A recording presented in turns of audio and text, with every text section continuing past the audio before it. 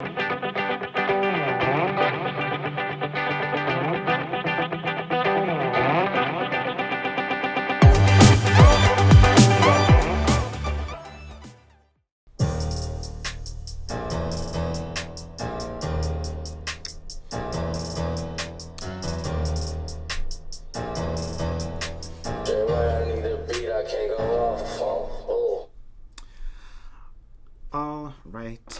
y'all. It's Friday, October 30th, the eve of All Hallows Eve. But before we begin, here's 3 things going on in the world.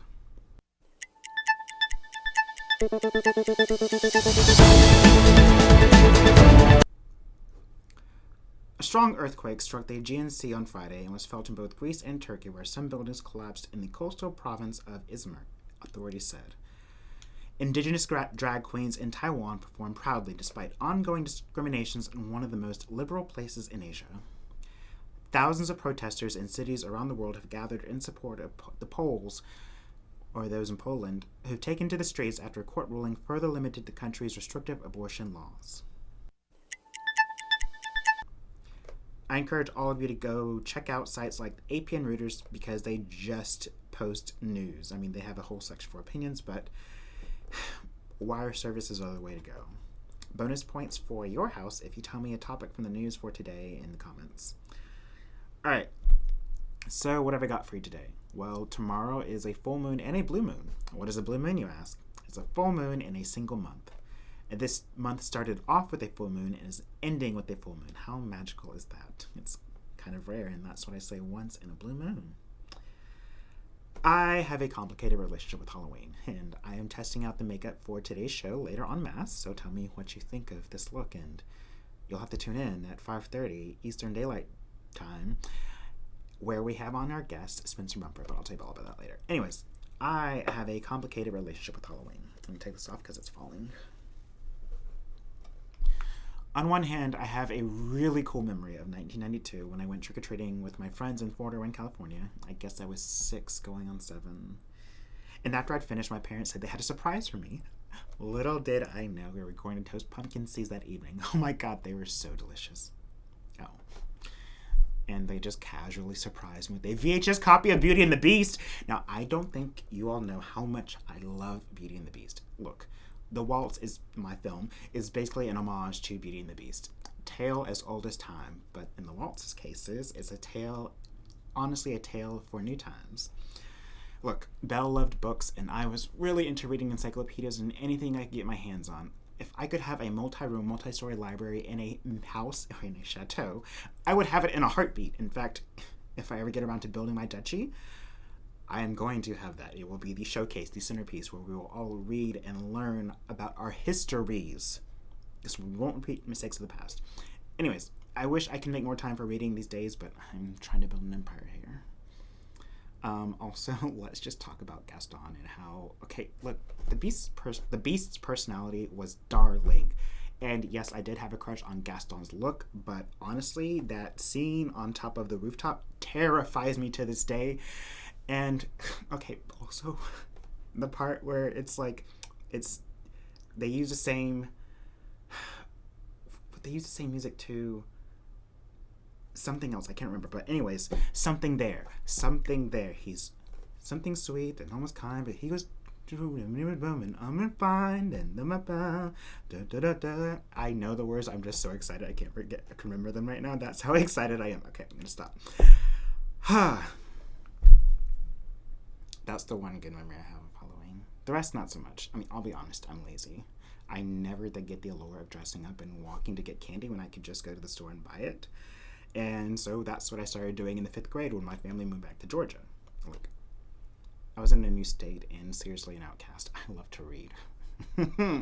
Why did I identify with Belle? I honestly, also as a side note, need to convene a panel together of fellow people of color about traumatic elementary school years and being told you talk too white and you enjoy learning too much. Wasn't the best time for me, but my younger brother and I did go to Walmart and we stocked up on our candy in lieu of trick-or-treating. Then went back home and ate said candy while watching TV, and I'm pretty sure we started the evening off with some TGIF because loved it, and then finished it off with some movie. It was probably, Either Casper or, what's the big one? Hocus Pocus. Probably one of those two movies.